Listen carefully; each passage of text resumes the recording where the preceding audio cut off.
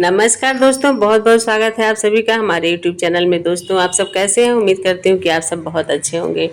सुनते हैं आज की कहानी। आज की कहानी है झूठी माँ। होते हैं और उसका एक छोटा सा बेटा होता है। बेटा जब 6 साल का होता है तभी उसकी माँ मर जाती है। उसका पिता दूसरी शादी करता है और दूसरी माँ को कहता है किसी खूब लाड प्यार करना। दूसरी माँ कहती है ठीक है।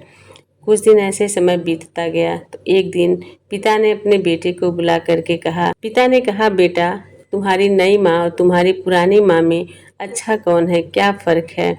तब बेटे ने कहा, धीरे से बोला, मंद स्वर में कहा, पिताजी, मेरी पुरानी माँ झूठी थी और नई माँ सच बोलती है।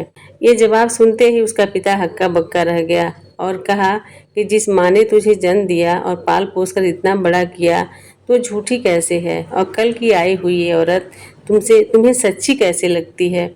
लड़का बोला, मेरी पुरानी माँ जब मैं बस्ती में खेलने चला जाता था, जैसे ही मैं घर से निकलता था कहती थी कि जा खेलने जा, मैं तुझे खाना नहीं दूंगी, पढ़ाई नहीं करता है, घूमता रहता है। लेकिन थोड़ी देर बाद अगर मैं नहीं आता घर में तो माँ मुझे बस्ती में ढूंढने चली जाती और बुला करके ले आती और फिर अपने हाथ से खाना खिलाती थी।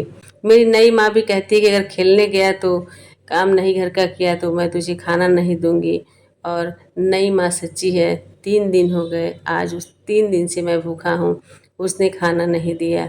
यह सुनते ही पिता का कलेजा फट गया। पिता ने बेटे को अपने गले से लगाया और दोनों मिलकर के एक दूसरे गले पे थोड़ी देर रोए और फिर पिता ने बच्चे को अपने हाथ से खाना खिलाया। तो दोस्तों, कहानी कैसी लगी आप लोग ज़रूर बताइएगा। माँ जैसे कोई दूसरा नहीं हो सकता है, यह बात साबित हो गई इन्हीं शब्दों के साथ। नमस्कार, धन्यवाद।